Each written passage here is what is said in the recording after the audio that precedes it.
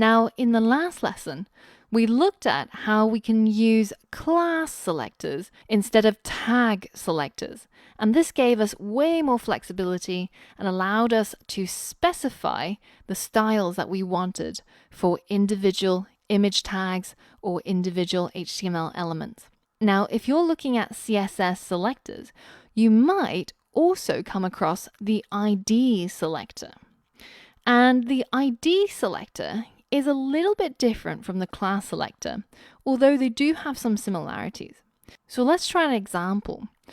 Inside this H1, I'm going to add an ID attribute, and this is going to have an ID called heading. Now, in order to change the style of my heading and target the heading ID, I have to specify my selector slightly differently. So let's create a new section down here called ID selectors, and I'll show you how you can select it. So remember, our ID is called heading, and in order to target it, I need to use the hash symbol, or some might call it the pound sign. And then I'm going to add the name of that ID, which was called heading, and the rest of it is exactly the same. So let's make the color of the heading blue, shall we? And let's hit save and refresh, and you can see that even though we've got the H1 still specified as having a red text color, because our ID and our class selectors are more specific, this style will override this one. And if you have a look inside the Chrome Developer Tools, selecting the H1, you can see that we've got the H1 color being red, but it's crossed out because the ID heading is more specific, and therefore this is the one that we see on our website. Now, this is the same for our class selectors. For example, let's get rid of these comments to put this back online. And we can see that we're saying that all images should have a background color of red, but the bacon class should have a background color of green. And if I hit save and I refresh, absolutely nothing changes. And that's because if we have a look inside the Chrome Developer Tools and we select our bacon image, then you can see that the image tag selector is specifying that the background color should be red, but our bacon class overrides that because it's more specific, and this is saying that it should be green, and that is what we see on screen. So that is one similarity between classes and IDs. Now, people get very, very confused about when should you use IDs, when should you use classes, because they seem like they're kind of similar, right? Well, one of the big differences between the two is that you can only have a single instance of one particular ID name inside a single page. So I can't, for example, go into the paragraph tag and say that this one's ID is also called heading. And you'll see that Atom gives me this error saying that heading must be unique. I can only use this ID in one place. But whereas with class, it doesn't really matter. I can say that this class is bacon. I can say this class is bacon. Everybody's class is bacon. Doesn't matter at all. So you would use the ID to identify elements where there is only a single one of them on a particular page. For example, there's probably just going to be one heading. Or if you had a navigation bar, you're probably only going to have one navigation bar on your website.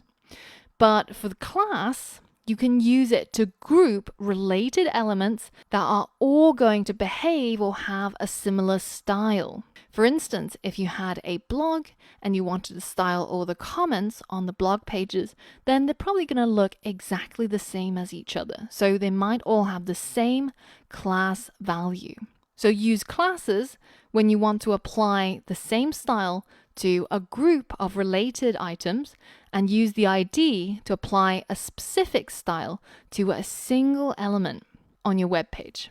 And some say the analogy is kind of like name versus passport, where anybody can have the same name, right? There's many, many Angelas, I'm sure, across the world, but there's only one person with my particular passport number, and that uniquely identifies me across all of the other humans in the world. So the similarities are they're both used to identify HTML elements that you want to style, and CSS doesn't actually care what you use. If I said ID equals heading here or class equals heading and applied the style, it doesn't actually matter. CSS doesn't care. The other similarity between IDs and classes, as we mentioned before, is that they are more specific than the tag selectors, and any of these styles will override any tag selector styles that are applied to the same element.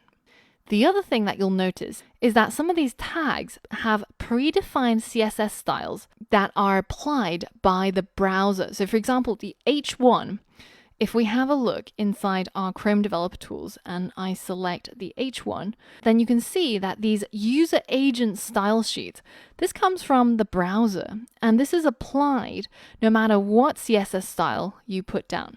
But if you do specify something using a tag selector inside your CSS file, for example, here for the H1, I said that the font size should be 200 pixels.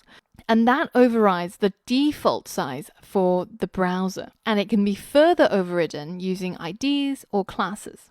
Now, the differences between IDs and classes, which is what trips up most people, and the first thing to remember is that a particular ID can only be used once on this page. So I can only have this heading ID once on this page, but I can have more than one ID. So I can say maybe this one's ID is called first paragraph, but I cannot use this again anywhere else inside the same page. The other difference is that any HTML element can have more than one class, but it can only have one ID. So what does this mean? Well, let's say that I wanted my broccoli image to be circular, then we can change the border radius as we did previously. And I can do that by adding another class to my broccoli image called circular. And if I go into my style sheet and I target this circular class, then I can specify that its border radius should be 100%, which is going to be circular. So now that circular border radius is going to be applied to this image alongside the styles for the broccoli class. So if we hit save and refresh, you'll see that my broccoli image is now circular, but my bacon image is left completely alone. And I've implemented this by adding two classes to the same HTML element. Now, you can't do the same thing with ID. So let's add another ID, for example, called big, and we tried putting it down here. And let's use it to change the font size to something ridiculous like 1000 pixels. Let's hit save and refresh. You can see that all the styles for that heading ID are now removed because this is not a valid ID. You can't have more than one ID for a particular element. So that is another difference between classes and IDs. Now in practice, and when you look at CSS code in the wild, you'll see people use classes absolutely everywhere. You'll see tag selectors being used broadly to affect the appearance of HTML elements, but you'll see IDs used more sparingly. And in fact, the linter for CSS on Atom actually suggests against using IDs as a selector to change the style. Now, I don't entirely agree with that because I think there are cases where it can be useful, but you do have to think very carefully when you do decide to use it. Now, the last thing I want to show you with regards to CSS selectors is something called a pseudo class.